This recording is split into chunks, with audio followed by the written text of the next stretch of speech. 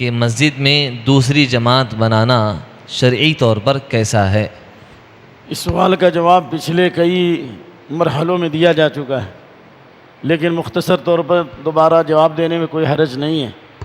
بسم اللہ الرحمن الرحیم، الحمدللہ والصلاة والسلام علی رسول اللہ وعلی آلہ وصحبہ وعلا، رب اشرح لی صدری ویسر لی امری واحلل عقدۃ من لسانی یفقہوا قولی، رب زدنی علما۔ مسجد میں جب جماعت ہو چکی ہو تو کیا دوسری جماعت بنانا جائز ہے؟ اور اگر جائز ہے تو کیا ہر آدمی کو اجازت ہے کہ جماعت چھوڑتا رہے اور آ کر کے دوسری جماعت بنا لے؟ کبھی ادھر جماعت ہو رہی ہے، کبھی اس کونے میں الگ جماعت ہو رہی ہے، اس کونے میں الگ جماعت ہو رہی ہے۔ تو اس مسئلے کی وضاحت کے لیے ضروری ہے کہ مختصر طور پر چند باتیں سمجھیے۔ اگرچہ اس مسئلے میں سلف کا اختلاف ہے کہ دوسری جماعت ہو سکتی یا نہیں ہو سکتی، لیکن جن لوگوں نے دوسری جماعت کی اجازت دی ہے ان کے پاس بھی دلیل ہے، اور جن لوگوں نے دوسری جماعت سے روکا ہے ان کے پاس بھی کیا ہے؟ دلیل ہے۔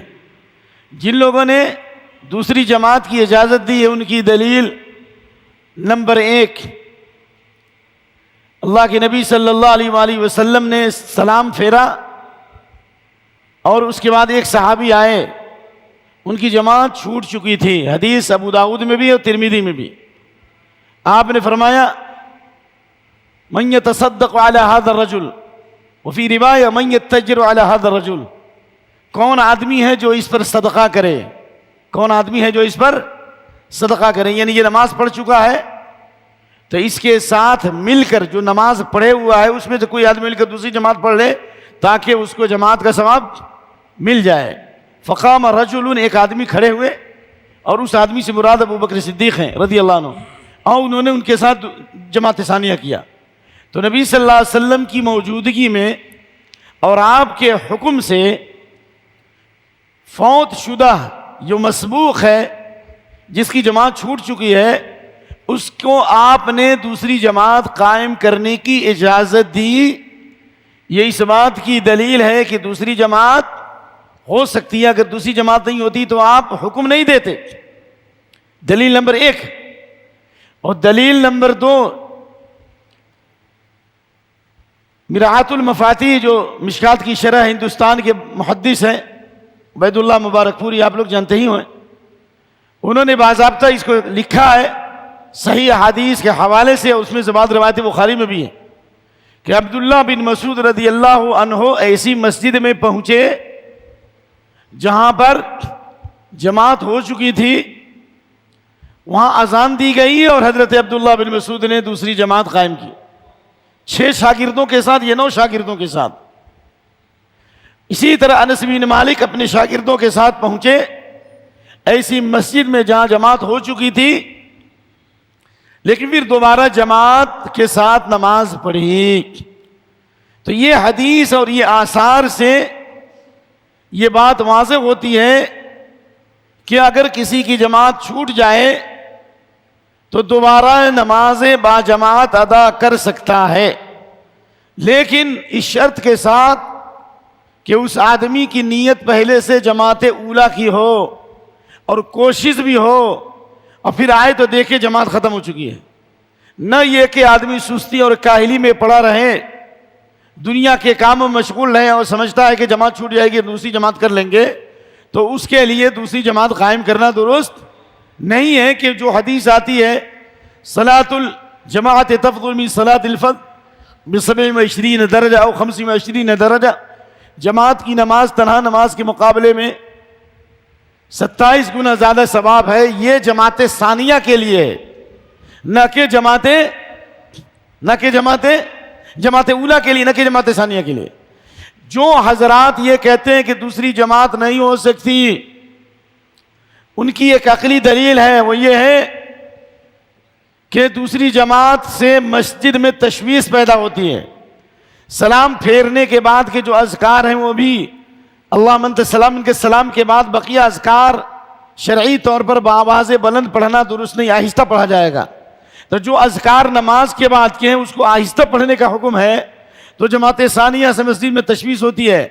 رہا اللہ کے نبی صلی اللہ علیہ وسلم کے زمانے میں جو دوسری جماعت ہوئی تھی تو وہاں پر جس کی جماعت چھوٹی تھی اس کی نماز فرض تھی، اور جو مل کے پڑھا تھا وہ باہر سے آنے والا نہیں تھا بلکہ وہ متنفل تھا، اس کی نماز فرض تھی، اور بعد میں آنے والے کی جماعت کیا تھی؟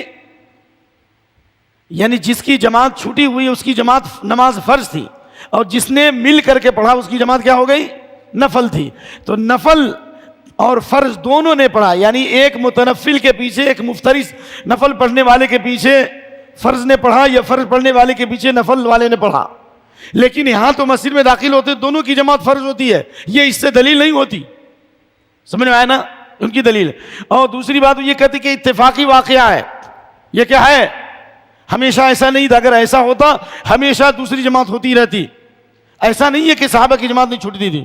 عام حالات میں کہاں ان لوگوں نے جو کہتے دوسری جماعت ہو سکتی ہے یا جو کہتے ہیں کہ دوسری جماعت نہیں ہو سکتی، وہ کہتے ہیں کہ صرف ایک دلیل دے رہے ہو، وہ بھی مفترض متنفل کی، فریش دلیل لاؤ، اور اس کے علاوہ اتنے سارے صحابہ کی جماعتیں چھوٹتی تھی تو کبھی انہوں نے دوسری جماعت کیوں نہیں کی مسجد میں؟ ٹھیک ہے۔ اور ایک دلیل یہ دیتے ہیں کہ اللہ کے نبی صلی اللہ علیہ وسلم کی نماز چھوٹی تھی، آپ نے گھر کے لوگوں کو جمع کیا اور آپ نے نماز قائم کی، اس میں ذکر نہیں گھر کے لوگوں کے ساتھ مسجد میں نہیں پڑھی بلکہ گھر میں پڑھی۔